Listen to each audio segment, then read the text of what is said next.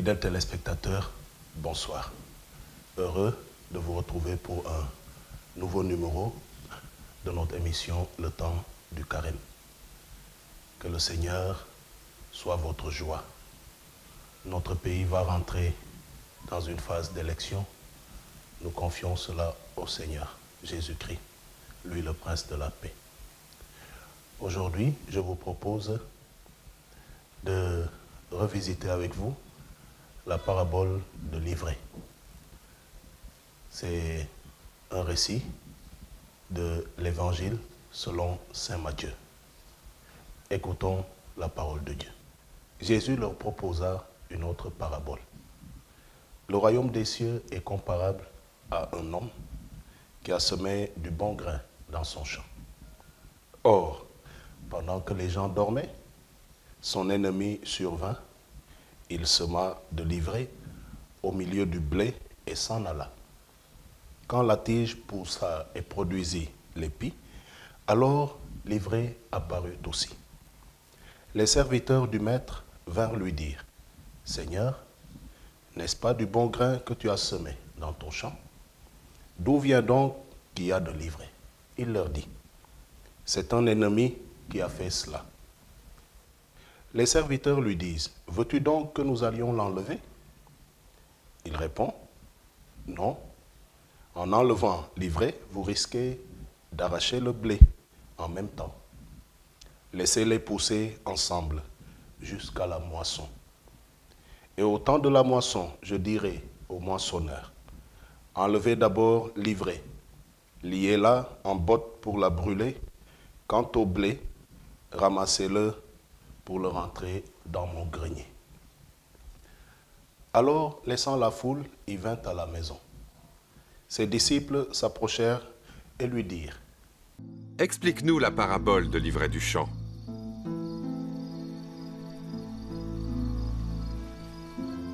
Celui qui sème la bonne semence, c'est le Fils de l'homme. Le champ, c'est le monde.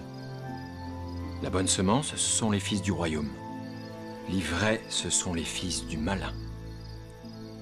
L'ennemi qui l'a semé, c'est le diable. La moisson, c'est la fin du monde. Les moissonneurs, ce sont les anges.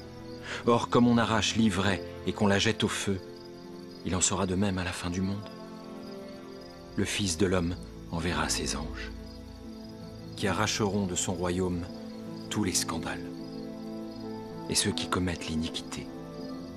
Et ils les jetteront dans la fournaise ardente, où il y aura des pleurs et des grincements de dents. Alors les justes resplendiront comme le soleil dans le royaume de leur Père. Que celui qui a des oreilles pour entendre, entende. Fidèles téléspectateurs, cette parabole de l'ivraie est spirituellement liée à la parabole du semeur. Jésus explique d'ailleurs les deux. L'homme qui sème l'ivraie passe toujours derrière le semeur de bon grain. Malheureusement pour le premier, il ne connaîtra jamais la logique du cœur du second. D'ailleurs, le semeur de bon grain ne calcule même pas le semeur d'ivraie. Il fait juste avec. Dieu aime la bonne terre. Le diable aime le bord du chemin, les cailloux et les épines. Ce sont ces lieux privilégiés de recrutement. Dieu aime le développement du cœur qui fait notre vie. Le diable aime le trouble du cœur qui tue notre vie. Ce qui est beau, c'est que le maître ne s'attarde pas sur l'ennemi. Il ne se préoccupe ni ne s'inquiète de ce qui arrivera. Il reste focus sur les solutions à mettre en œuvre. L'Ecclésiaste attire notre attention en ces termes. Que reste-t-il à l'homme de toute sa peine et de tout l'effort pour lequel son cœur a peiné sous le soleil? Oui, tous ses jours sont douloureux et sa tâche est pénible. Même la nuit, il ne peut se reposer. Cela aussi, dit l'Ecclésiaste, et vanité. Jésus nous propose cette parabole de l'ivraie pour nous parler des réalités du royaume des cieux. D'ailleurs, la parabole s'ouvre par ces mots. Le royaume des cieux est comparable à. Dans cette belle parabole, Jésus présente 7 éléments fondamentaux que nous allons passer ce soir en revue. Celui qui sème le grain, le champ, le bon grain, l'ivraie, l'ennemi, le diable et les moissonneurs. Premièrement, celui qui sème le grain, le bon grain. Celui qui sème le grain, le bon grain, c'est le Fils de l'homme. C'est lui-même le narrateur de cette belle histoire parabole. C'est lui qui entreprend de semer le bon grain. C'est lui qui habite dans les cieux. C'est lui vers qui nous levons les yeux. C'est lui qui a accepté de descendre dans le champ, c'est-à-dire dans le monde pour y travailler. Saint Matthieu nous apprend que le Fils de l'homme est maître. Étant maître, il a des serviteurs. Lorsque ces derniers lui rapportent l'état de fait qui génère leur incompréhension, d'où vient donc qu'il y a de l'ivraie? Il leur révèle qu'il y a un ennemi, pas 2 ni plusieurs, mais bien un seul, et que c'est son œuvre.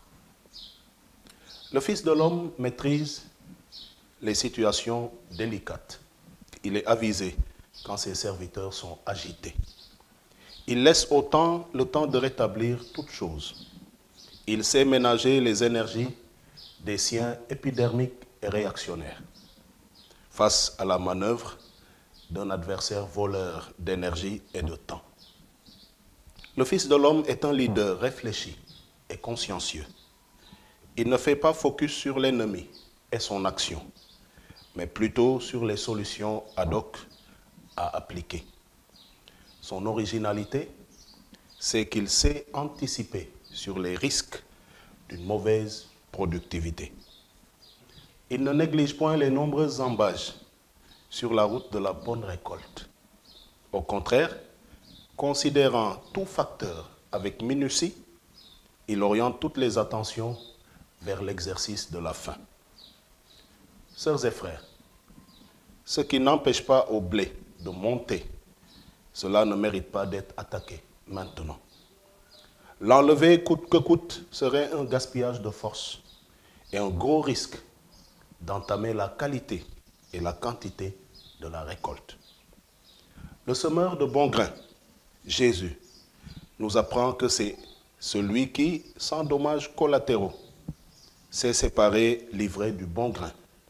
C'est celui qui sait attendre le temps de la moisson. En fait, les serviteurs ne sont pas les moissonneurs. Les rôles sont bien distribués. Il ne leur appartient donc pas d'enlever, de lier, de brûler ou d'engranger. Cela, c'est l'œuvre des moissonneurs qui suivent les instructions du maître. Les serviteurs du royaume, c'est le bon grain déposé en terre par le semeur, mais leur demande d'attendre, de laisser pousser jusqu'à la moisson. Le Fils de l'homme, c'est celui qui vient sur les nuées. C'est celui qui descend pour exercer le jugement. C'est celui qui vient du Père, qui a pris chair en Marie. Le Fils de l'homme, c'est donc le Christ Jésus, dont il est dit, ayant la condition de Dieu, ne retint pas jalousement le rang qu'il égalait à Dieu, mais il s'est anéanti, prenant la condition de serviteur. Devenant semblable aux hommes, reconnu homme à son aspect, il s'est abaissé, devenant obéissant jusqu'à la mort, et la mort sur la croix. Deuxièmement, le champ.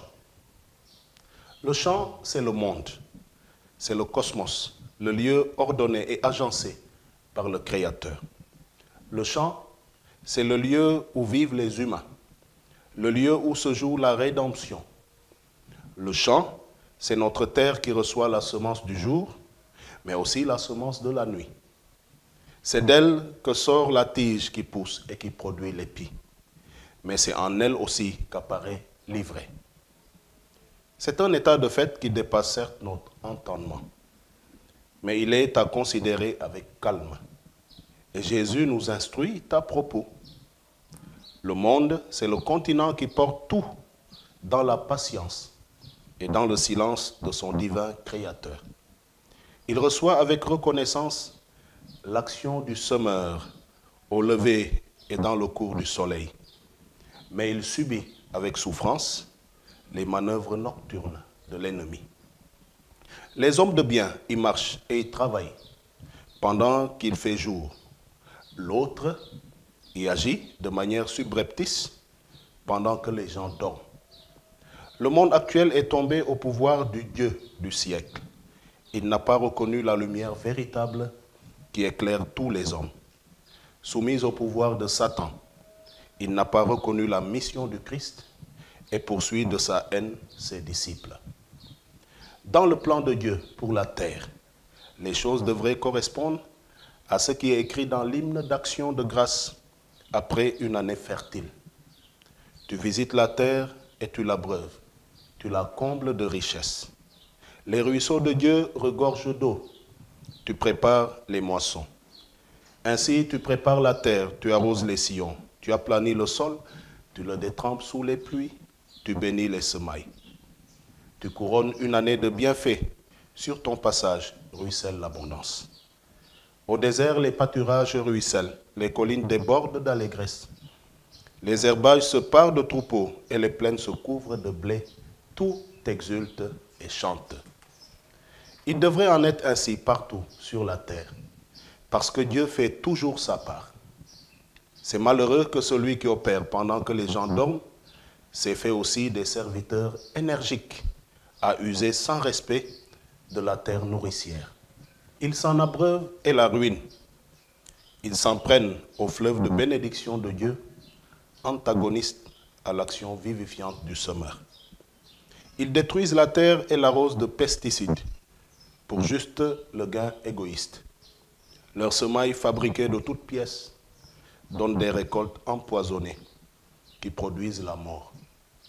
Les années débordent de méfaits et le Créateur s'émeut devant tant et tant de situations de désolation profonde. Les hauteurs deviennent des artefacts sans allégresse. Les bas-fonds accueillent non les troupeaux, mais les rejets d'une humanité blessée. Les plaines sont morcelées et distribuées, sans justice, aux plus rusés et aux plus forts. Dans beaucoup de cœurs, dans nos sociétés, la source d'exultation et la joie du chant ont tari. Ceux qui magouillent pendant que les hommes justes dorment, souvenez-vous de Dieu d'abord, et vous vous souviendrez alors des pauvres. Troisièmement, le bon grain. Le bon grain est semé en premier dans le champ. Il pousse et produit l'épi dans la paix. C'est alors seulement que l'ivraie apparaît pour alourdir l'ambiance et compliquer la situation. Du moins, c'est à coup sûr l'intention de celui qui l'a semé. Le bon grain, ce sont les fils du royaume qui ont à garder une mentalité de victoire. Il peut arriver que ces serviteurs du bon maître se laissent distraire, voire perturber par l'irruption non souhaitée de l'ivraie, là même où ils sont appelés à vivre et à croître. Et dans les différents milieux de vie, les hommes s'y ressemblent d'apparence, tout comme l'ivraie et le bon grain peuvent d'apparence être indistincts.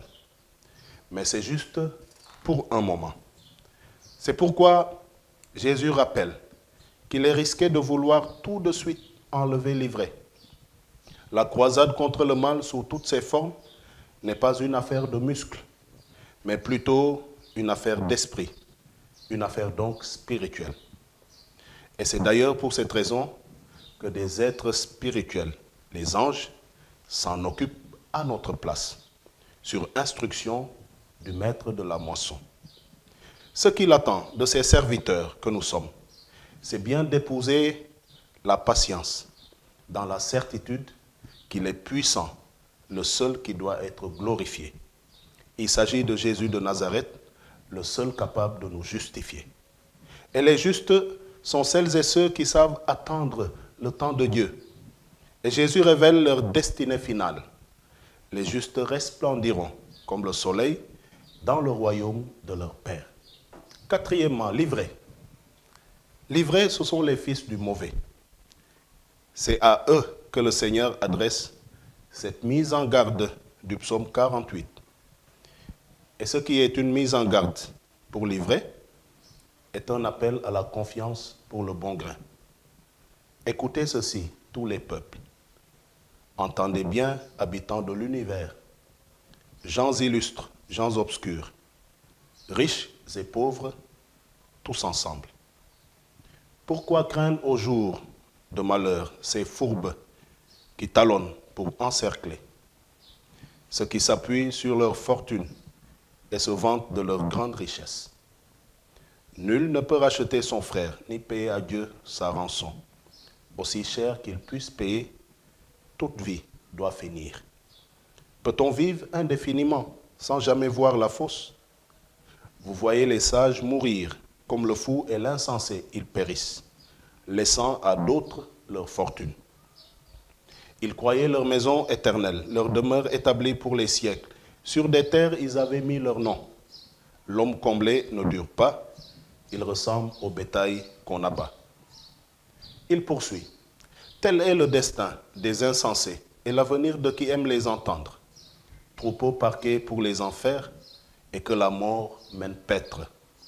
À l'aurore, ils feront place aux justes.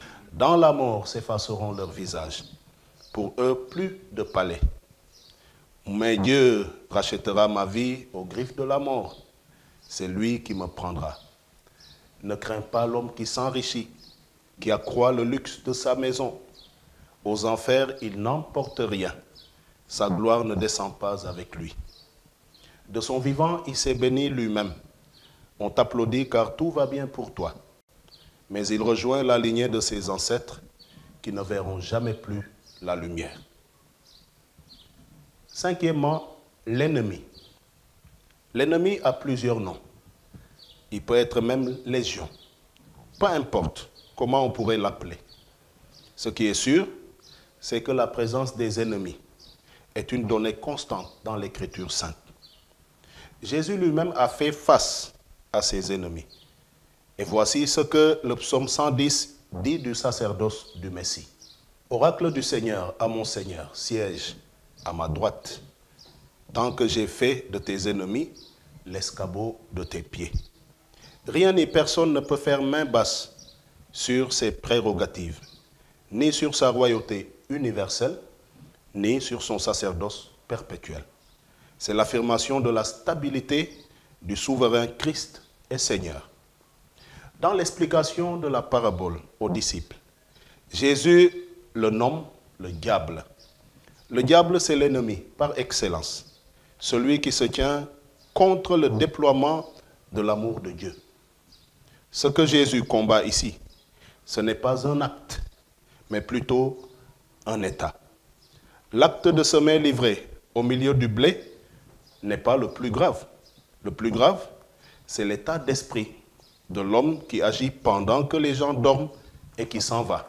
Même si Jésus ne juge pas opportun de s'arrêter sur les intentions de cet homme, le nom qu'il nous donne nous dit long sur la source de son agir. Ennemi se dit en grec ektros, au féminin ektra, ce qui signifie la haine. Son nom dit son intention. La haine est le mobile de son action. La haine est un état de colère réfléchie et permanente qui veut du mal à autrui. Elle dépasse donc la simple absence d'amour. On peut ne pas aimer quelqu'un et le laisser tranquille. Mais le haineux, il n'aime pas et ne laisse jamais tranquille les autres. L'ennemi et ce qu'il sème dans le monde, que Jésus appelle les fils du mauvais, sont cause de chute et faiseurs de mal. Les anges moissonneurs les enlèveront du royaume du Fils de l'homme. Et même en enfer, les haineux continuent à grincer des dents. Fruit du péché, la haine est d'origine satanique. Et tous ceux qui appartiennent au diable en font la triste expérience nous dit le livre de la sagesse au chapitre 2, le verset 24. Les tiges d'ivraie dans le monde sont bien appelées les fils du mauvais. Mais pas de confusion. C'est le mal seul qui doit être haï et jamais le pécheur. Le verset 10 du psaume 96 déclare « Haïssez le mal, vous qui aimez le Seigneur. » En effet, déclare Proverbe 8, 13, « La crainte du Seigneur, c'est la haine du mal. » En Luc chapitre 6, verset 27, le Seigneur Jésus va au plus haut de l'amour. « Aimez vos ennemis, faites du bien à ceux qui vous haïssent. » Sixièmement, la moisson. La moisson, c'est la fin du monde. Et le temps de la moisson, c'est le temps de l'action finale. Ce qui suivra sera le fruit de notre obéissance, de notre patience et de notre persévérance. L'attente du temps de la moisson n'a pas empêché le bon grain de pousser et de grandir au milieu de l'ivraie. Ce n'est pas une attente passive. L'épreuve de l'ivraie n'a pas empêché au blé de mûrir pour être engrangé. Jésus veut nous apprendre le bon usage de ce monde. Il a aimé le monde à mourir sur une croix et il nous appelle à coopérer à sa transformation. Le temps de la moisson est anticipé dans le temps de l'Église. C'est le temps de la résurrection, le jour du Seigneur, un temps de joie et de récompense après l'on croit. Septièmement, enfin, les moissonneurs. Ce sont les anges.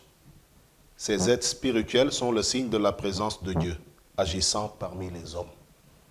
Dans notre histoire parabole, ils apparaissent au service du Fils de l'homme, en faveur des fils du royaume. Leur mission, c'est de ramasser le blé pour le grenier. Cela suppose d'abord d'enlever, de lier en bottes et enfin de brûler l'ivraie.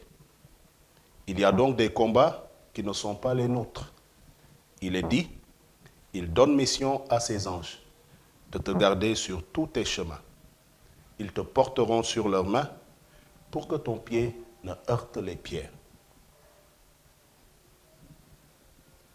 Fidèles téléspectateurs, dans cette parabole de l'ivraie, nous pouvons célébrer la patience de Dieu.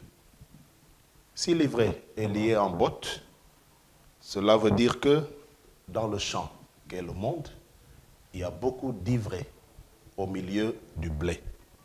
Lorsque l'on vit certaines inconvenances, il est normal que l'on rencontre une réelle difficulté à pardonner.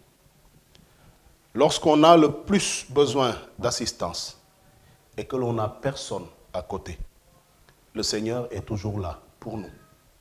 Il voit tout, il sait tout, il peut tout, et pourtant il se tait et il observe. Dieu est donc très patient. Des hommes et des femmes de tous les âges vivent des situations difficiles, voire terribles. Ils doivent trouver parmi nous un ami, un frère, une amie, une sœur compatissante, capable par sa foi de les garder sur le chemin qui mène à Dieu, dans la persévérance, mais aussi dans la patience. Le temps vient à bout de tous les maux. Beaucoup d'entre nous ne sont pas d'abord physiquement malades. Ils sont juste psychologiquement et spirituellement fatigués de porter si longtemps le poids des jours. Nous avons besoin d'adhérer sincèrement à la vie nouvelle dans l'esprit. Chaque vie humaine est du bon grain que le Seigneur a semé dans le monde. L'ennemi ne manque pas de contresemer de l'ivraie dans ce même champ qu'est le monde. À la réaction spontanée des disciples de vouloir enlever l'ivraie, le Maître leur demande de faire preuve de retenue et de patience. Le risque de nos réactions, c'est qu'en enlevant l'ivraie dans le monde, nous pouvons arracher le blé semé. L'ivraie peut bien compromettre la récolte, ou les récoltes, oui, mais seulement si nous ne savons pas donner du temps au temps. Le Seigneur nous demande de laisser pousser ensemble le blé et l'ivraie. À la moisson, lui-même ordonnera aux moissonneurs d'enlever l'ivraie pour le feu et de ramasser le blé pour le grenier. Avec un peu de patience, les destinées se précisent et se démarquent. Imitons la patience de Dieu. Il prend soin de toutes choses. Il dispose de la force, mais il gouverne avec beaucoup de délicatesse. Pendant ce temps, les plus faibles parmi les forts veulent être forts sur d'autres faibles. Aujourd'hui, le leader par excellence, Jésus-Christ, veut nous donner une belle espérance, tout en nous enseignant que le juste doit être humain.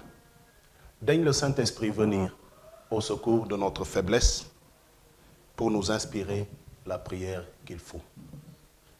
Fidèles téléspectateurs, puissiez-vous ce soir vous tenir en conscience sous l'abri du Très-Haut et reposer en confiance à l'ombre du Puissant.